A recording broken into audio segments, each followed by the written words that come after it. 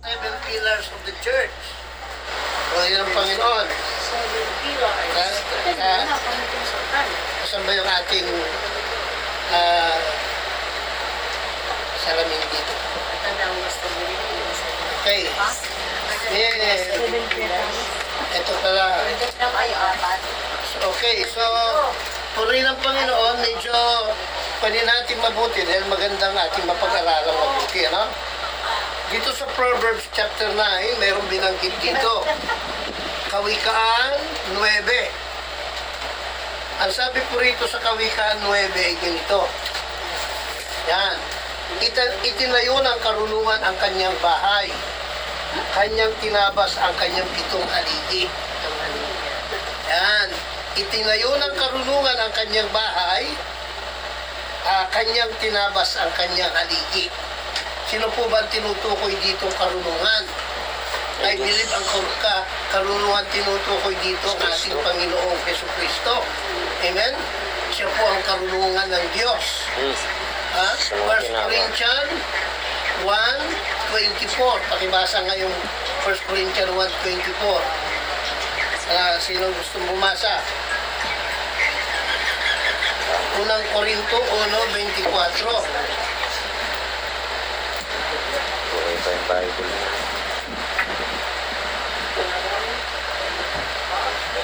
Uno 24.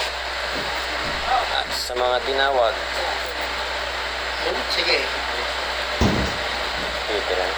Ngunit sa kanila ng mga tinawag, maging mga Hudyo at mga Grego, si Kristo ang kapangyarihan ng Diyos at ang karunungan ng Diyos.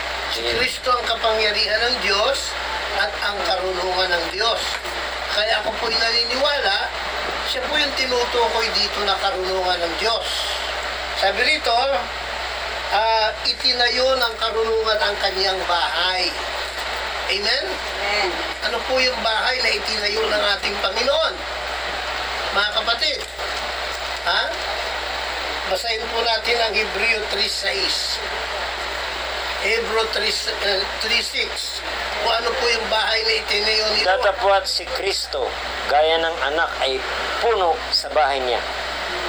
Na ang bahay niya ay tayo. Ayun. Tayo po pala ang bahay ng Panginoon. Siya ang puno. Templo. Tayo po ang kanyang bahay. Ayan, yung church. Amen? Yung iglesia ang kanyang bahay. Siya ang puno sa bahay niya. Siya ang ulo. Mayroon naman tayong mababasa sa Biblia, Colosas 1:18, ang sabi po ay ganito. Colosas 1:18.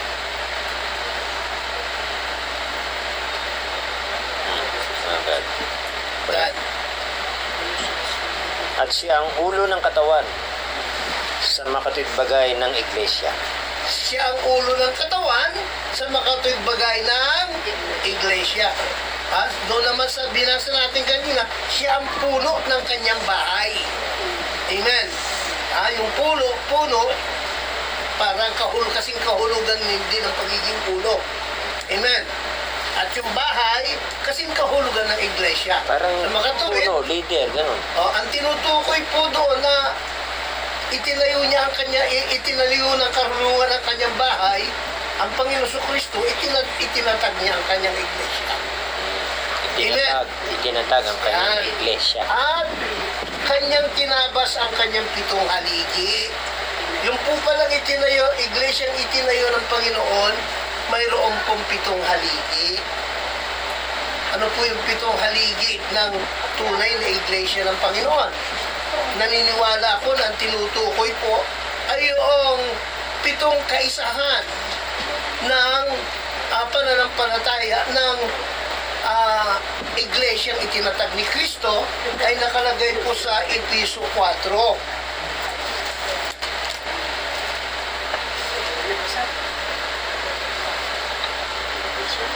Episo 4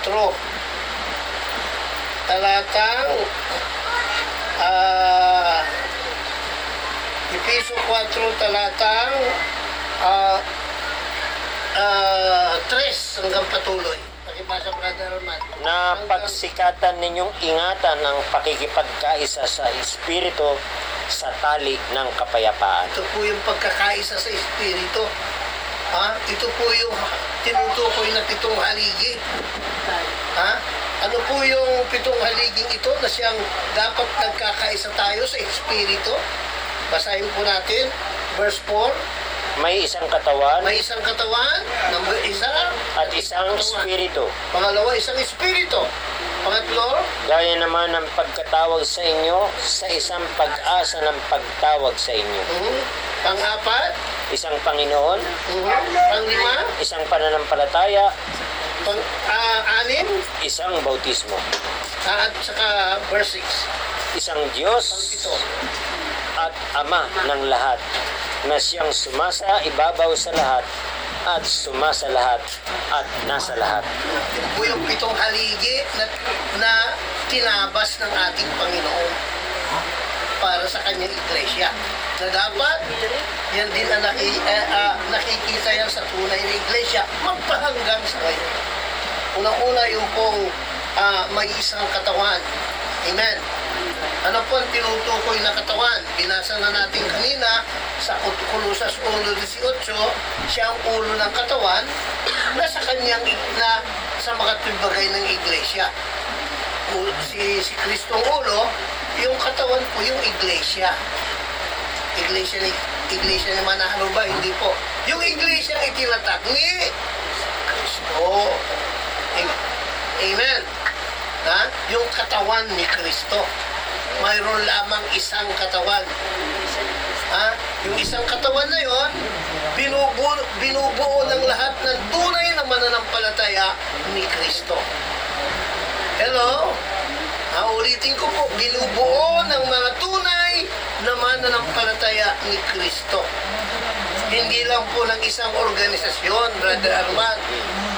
Hindi lang po ng isang sekta. Ha? Kundi yung katawang iyo'y binubuo ng lahat ng tunay na mananampalataya ni Kristo. Dahil nakikilala ng Panginoon ang sa Kanya. Amen. Nakikilala po ng Panginoon ang sa Kanya. Nakalagay po yan saan? Sa ikalawang Timoteo, basahin po natin. Ikalawang Timoteo 2:19. Pakibasa. Gayon may ang matibay na pinagsasaligan ng Diyos ay nananatili na may tatak nito. Nakikilala ng Panginoon ang mga kanya at lumayo sa kalikuan ang bawat isa na sumasambitla ng pangalan ng Panginoon. Yan. Nakikilala ng Panginoon ang mga kanya. Bakit? Kasi nananatiling may tatak Ito. ito. Kaya yung pong mga ang Panginoon lang nang nakakakilala kung sino-sino yung tunay na membro ng iglesyang itinatag niya sapagkat nananatiling may tatak nito. Amen? Ha? Siya lang po nakakaalam kung sino-sino po iyon. Hello? Yan. Mga pa-Chinese man, Japanese man. Chinese man, Japanese man, Amerikano man, Negro man. Once na siya ay tinatakan, ng Panginoon, tinatakan, ano yung tatak? Eso 13. Episo 1:13, meron pa sa Revelation Basahin natin sa Revelation 22, verse 22 verse 4. Pakibasa. At makikita nila ang kanyang mukha at ang kanyang pangalan ay isa sa kanilang mga noo. Yung pangalan po ng Panginoon nakatatak sa kanilang mga Noo. noo. Ayan po, nakatatak po sa kanilang mga noo. Ibig sabihin, hindi nakakalimutan. Oo, hindi mo, Hindi maalis. hindi maalis talaga dyan. Nakapasok. Laging ang binabanggit nun, Jesus Christ. Laging ang bida, Jesus Christ. Amen. Hindi na may tatak. Tama, Brother Arman. Yeah. Kaya nakikilala ng Panginoon ang sa Kanya. May inis na nga yung ibang kausap niya. Puro Jesus Christ ang sinasabi niya. Mm. Hindi naman, hindi na. Ayan. Hindi ama, hindi Jesus Christ. Nakikita po natin na may tatak talaga. Nakikita ng Panginoon siguro, kumikintab yung pangalan niya sa ating mga noo, ano? Nalaroan. Uy, anak ko yan. Makintaban mo yan. Andun yung pangalan May ko. corona. Nakatatak ko yung pangalan niya sa ating mga noo. Purihin ang Panginoon. Kita ni Lord siguro yun. Uy! Alam niya eh. Yan, salamat sa Diyos. Napakabuti ng Panginoon. So, isang katawan, ano pa? Isang espiritu, yung pong pangalawang mga kapatid na haligi na tinabas ng ating Panginoon sa kanyang tunay na iglesia. Amen. Ha? May isang katawan, isang espiritu. Isa lang pong espiritu, mga kapatid. Amen. Ayan, at ang espiritong yan, ang sabi ng Biblia, the Lord is that Spirit. And where the Spirit of the Lord is, there is liberty. Ang Panginoon, ang siyang Espiritu. Yung po Espiritu, si Lord din yun. Yung Holy Spirit, ang Panginoon din yun, ang Panginoon sa Kristo din yun. Hello? Hindi po natin pwede mapaghiwalay. Ang sabi nga ng Panginoon, nung siya naririto sa lupa, nung sabi niya sa kanyang mga alagad, basahin natin sa 1:14. Ano sabi niya sa kanyang mga alagad, mga kapatid? 1:14.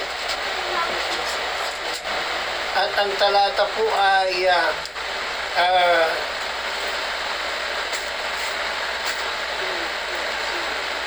1:14.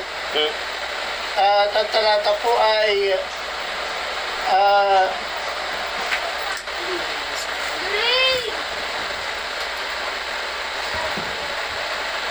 verse 18. Sabi niya dito sa verse 18. Hindi ko kayo iiwang mag-isa. Ako'y paririto sa inyo.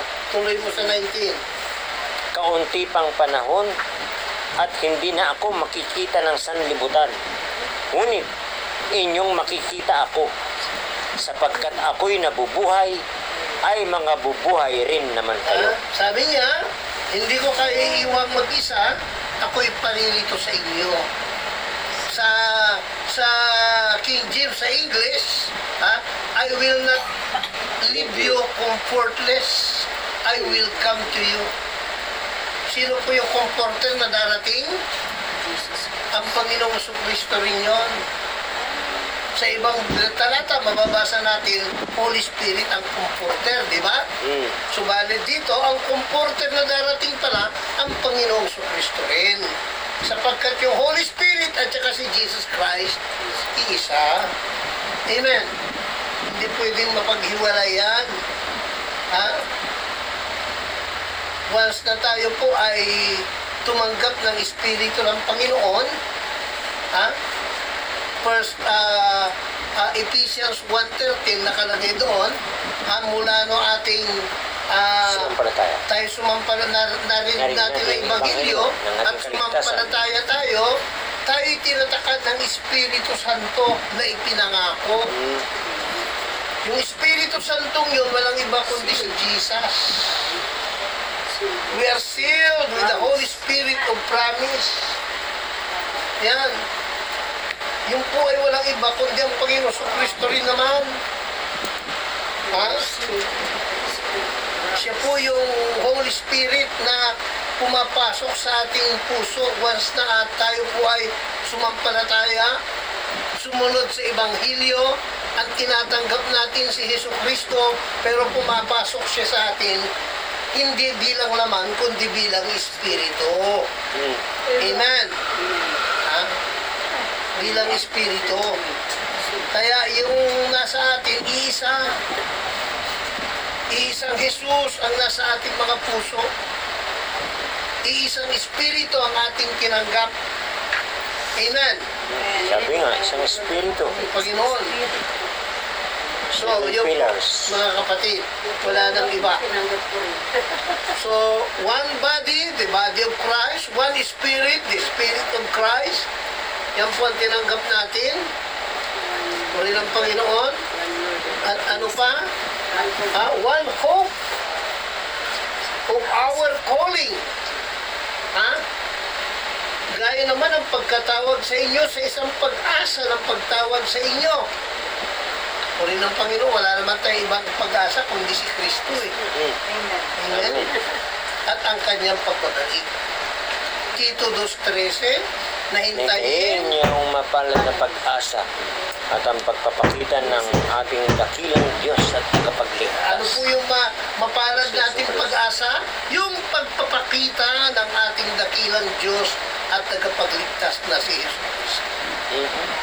Yung pong ating dakilang pag-asa. At doon po tayo tumatanaw lahat mga kapatid. Kay Kristo mayroon tayong pag-asa. Ang mga patay kay Kristo may pag-asa na muling mabubuhay. Amen.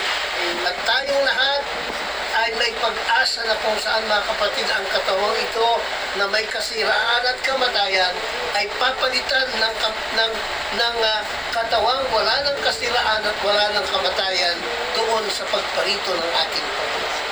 Yun po ang ating dakilang pag-asa. Hello? Amen. Purihin ang Panginoon, napakasarap na pag-asa. Na naniniwala po tayong malapit na pong mangyari, mga pinamahal. Kunting-kunti na lang, mga kapatid. Nakita po ninyo, ang gera sa Middle East, wala na yatang katapusan. Ha? Palaki na nga. Oo nga, di ba? Marami na Ha? parang Papunta na riyan. Papunta na tayo doon sa Armageddon, mga kapatid. Naniniwala po ako. Ha? Pero mo ang sinabi ni Trump, ano daw ang lahat ng bibili ng gasolina sa Iran, kasi na huwag bibili ng gasolina sa Iran eh. Parang at ang lahat ng bibili ng gasolina sa Iran ay paparusahan ng papatawan ng kaparusahan, kumbaga sa kumbaga sa parang makatama ka na. sasanksyon, hindi rin kumbaga sa world market out sila. Pero ang China, anong sabihin ni Trump yun, pumirma ang China ng pagbili ng gasolina for 25 years. Sa Iran. So, direktang paghamon yun kay Trump. Ayan. Ayaw ko kung anong gagawin ni Trump ngayon. Pinoprovoke nila sa Trump. Pinoprovoke ng China, Amerika. Pinapakita niyang hindi siya takot. So, dyan na po, nakikita po natin ang mga pangyayari ay palala ng palala. Naniniwala ko, wala nang gamot yan. Wala nang kagamutan yan. Ha? Papunta na tayo talaga roon sa huling panahon. Amen. Sa huling bahagi na kung saan Ayan. mangyayari po ng Israel po palilibutan ng mga bansa. Amen. At yan na po mga kapatid ang pagbabalik ng ating Panginoon. Praise God. Hallelujah. So, yan po. Isang pag-asa. Ha? Puri ng Panginoon. Ano pa? Isang Panginoon. Hindi na po natin masyadong pakakala isang Panginoon.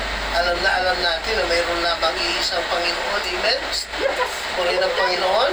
Diyan ka na. Hallelujah. At ang Panginoon natin, si Jesus Christ, wala nang iba. Amen. Puri ng Panginoon. Baptism. Yan. Ha? Si Jesus Christ lang po ang Panginoon natin, wala nang iba. Kung mayroon pong magsabi sa inyo, mayroong ibang Panginoon, huwag po natin paniwalaan. Mayroon lamang pong isang Panginoon.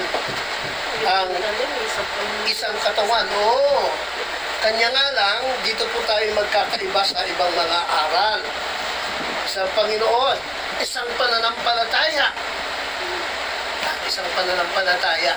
Saan po ang ating pananampalataya dapat nakasentro? Kay Jesus Christ. Siya ang author and finisher ng ating pananampalataya.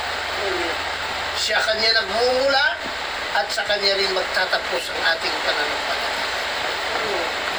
Ngayon ang Panginoon, author and finisher of our faith. Saan natin mabasa yan? Ha? Sa Hebrew po, nakalagay po yan sa aklat ng Hebrew. 12 verse 1. Ano sabi ron sa Hebrew 12 verse 1? Pakibasa nga.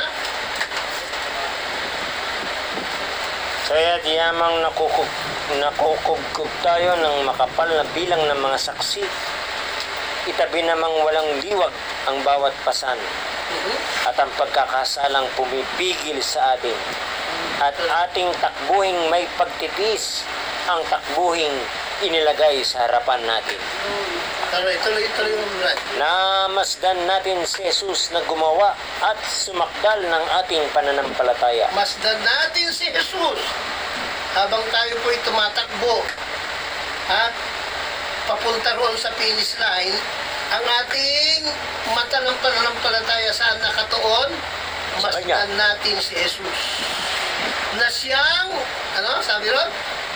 Na siya dahil sa kagalakang Hindi, na siyang siyang nagbigay at nagpasakdal ng ating Tumasdan na gumawa at sumakdal ng siyang ating gumawa at sumakdal ng ating pananampalataya. Siya ang nagbigay o gumawa ng ating pananampalataya. Siyang author ng ating pananampalataya. Siya rin ang magpapasakdal nito hanggang sa kanyang pagdadali. Amen? Amen. Praise God. Author and finisher of our faith. Yung sinimulan niya sa atin, tatapusin din niya. Amen? Siya rin na magtatapos. Hallelujah. Praise God. Hallelujah. Yun po. Isang bautismo. Yan po, isang bautismo po. Siyempre, wala nang ibang bautismo, kundi yung tunay na bautismo po nasa Biblia. Ano po? Ang bautismo sa pangalan ng ating Panginoong Jesucristo. At napakahalaga po niyan mga kapatid. Ha? Sa the confession of our faith, mga minamahal. One faith, one Lord, one baptism. Amen. At higit sa lahat, pinakapit ang pampito po, isang Diyos at Ama ng lahat, na siyang sumasa ibabaw sa lahat at sumasa lahat at nasa Lahat. ha? Pero yun po yan, isang Diyos at Ama ng lahat. Ha? Na ano? Na siyang sumasa ibabaw sa lahat. Sumasa ibabaw sa lahat at nasa at sumasa lahat. Nasa lahat. Ha? Sumasa lahat. Lahat ng mananampalataya at tinutukoy dito, sumasa ating lahat ang Panginoon. Ang Diyos na ito, nananahan sa atin. At, ano sabi riyan? At nasa lahat. Sumasa lahat at nasa lahat. Para bang, yan din yung sinasabi na, Sa isang talata. ano, yung nakalagay na sa Romans chapter 11, basahin na lang natin. Basahin natin. Verse 36, 11:36.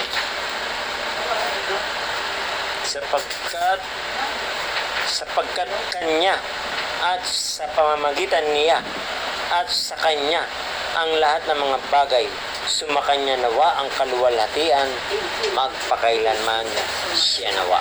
Parehas din, no? Sumasa lahat at nasa lahat. Ganun din. Ang sabi rito, ang sabi rito ay sa kanya at sa pamamagitan niya at sa kanya ang lahat ng mga bagay. Sumakanya nawa ang kaluwalhatian, magpakailan man siya nawa. Panginoon ng Panginoon. Ha? Sila. Wala na ibang kauuwian kundi yung iisang Diyos na yun. Praise God na hindi natin dapat pag-iwa-iwalayin sa Kanya at sa pamamagitan niya at sa Kanya. Ha? Iba raw yung namamagitan. Brother Arma, sabi ng ibang mga kaiba yun natin pananampalataya, iba raw yung namamagitan. Ha? Sa Ama. Si Kristo lang daw ang tagapamagitan. Pero ang sabi rito, sa Kanya at sa pamamagitan niya at sa Kanya ang lahat ng mga bagay. Yung Ama na Sa Timothy. at saka yung namamagitan at saka siya rin, wala nang iba. There is one God in one Jesus. Ngayon, Panginoon. Kaya nga, tama po. So, salamat sa Diyos. Yan po ang 7 haligi na inilagay ng Panginoon na pagkakakilanlan sa tunay na iglesia. Brother Arman. Ha?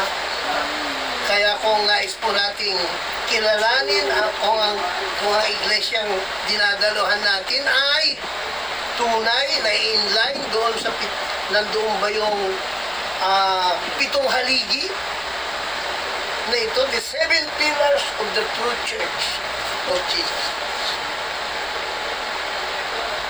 Tingnan mo itong lahat ng ito. Kung wala, ay hindi siya tunay.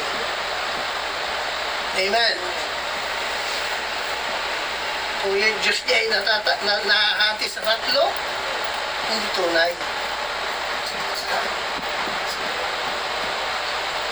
Kung yung Panginoon niya ay nahahati sa ilang Panginoon, hindi siya tunay. Amen? Kung ang pananampalataya niya ay hindi kay Kristo nagmula, hindi tunay. Jesus Christ is the author and finisher of our faith. Wala nang iba. At kung ang pag-asa nila ay hindi kay Kristo lamang, hindi siya. Malinaw din naman ito kaso sa Timothy 2:5. Sapagkat may isang Diyos at may isang tagapamagitan sa Diyos At at sa mga tao. Ang tao si Kristo Jesus. At ang tagapamagitan, tao. Pero may isang Diyos. Yung Diyos na yun, walang iba siya rin yun. At yung Dito na yan natin. namamagitan, ang Panginoon sa Kristo na yun. At yung taong pinamamagitan, kaya siya naging tao, siya rin yun. Kasi iba sa mga Espiritu. At yung katawan ni Kristo rin, ay ang kanyang katawan, na pinamamagitan niya sa Ama, ay katawan din ni Kristo, Brother Arman.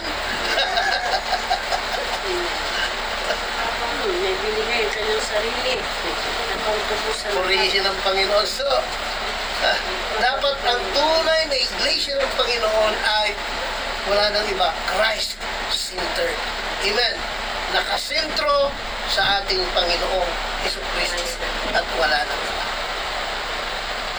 Christ. Not Christ in the church. Kaya pag hindi po nakasentro kay Jesucristo, hindi totoo yan. O yung espiritu nila ay ibang espiritu. Mayroon po mga nangangaral na ibang espiritu. Yung espiritu, tatanggapin mo lang pagka nag-speak in tongues ka, hindi totoong espiritu ni Kristo. Amen. Hallelujah. Sabi ng Biblia, once na ating ginanap yung Ebanghelyo, na narinig natin, na sinampalataya na natin, meaning ginanap natin, tinatakad tayo ng Espiritu Santo na ipinanap. Whether we speak in tongues or not.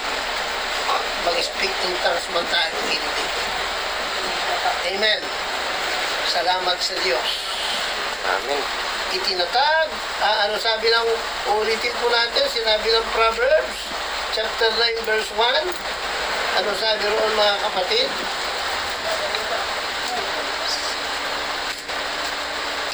Itinayo ng karunungan ang kanyang bahay. Amen. Proverbs. Chapter 9, verse 1. Kanyang tinabas ang kanyang pitong haligi. Oo. Amen. Itinayo ang pangunguan ng kanyang bahay. Amen. Purihin ang Panginoon. Oo. Napaka Pala yun. dakila ng ating faith. Salamat sa Diyos. Amen. Purihin ang Diyos. At muli tayong Doon ko lang nakuha. Sa uli.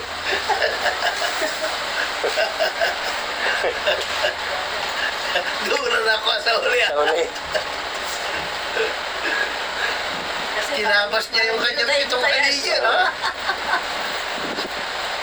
Hallelujah. Salamat sa Panginoon. Napakadakila ng ating Panginoon. At iniwanan niya tayo ng pananampalatayang malinaw at hindi tayo pwedeng maligaw. Oo. Amen. Amen. Tayo po tumayo sa oras nito. For there is Holy Spirit. Hallelujah. Manalangin tayo, Ama namin Diyos. Nagpapasalamat kami sa iyo sa karunungan ipinagkakalupo sa amin. Salamat po Panginoon na kami po ay dinala mo sa dalisay ng pananampalatayang ito Diyos. Na kami Diyos ay tiyak o Diyos. At na mayroong tinatanaw na dakilang pag-asa. Salamat po Panginoon. Patuloy namin hinihiling, patnubayan mo kami, gabayan mo kami ingatan, habang kami Panginoon naghihintay sa iyong nalalapit na pagbabalik Diyos. Panginoon, huwag mo pong hayaan na isa man sa amin ay makabita o mahalis siya o malayo Yes, Lord. sa tunay na aral at sa tunay na pananampalataya. Tulungan mo kami, Ama, na katulad ng sinabi ng iyong mga alagad na dapat namin ipaglaban ang pananampalatayang minsan at magpakailanman ay ibinigay sa mga tao. Panginoon, patuloy kang kumilos sa buhay ng bawat isa sa amin. Purihin ka't sambahin at sa oras na ito, Diyos, muli kan po'y nagbabalik na lahat ng papuri, pagluwalhati at pagsamba sa dakila't makapangyarihan mo namang na pangalan in Jesus Christ's name. Amen. Amen. Amen. Palapakan natin ito. God bless you. I love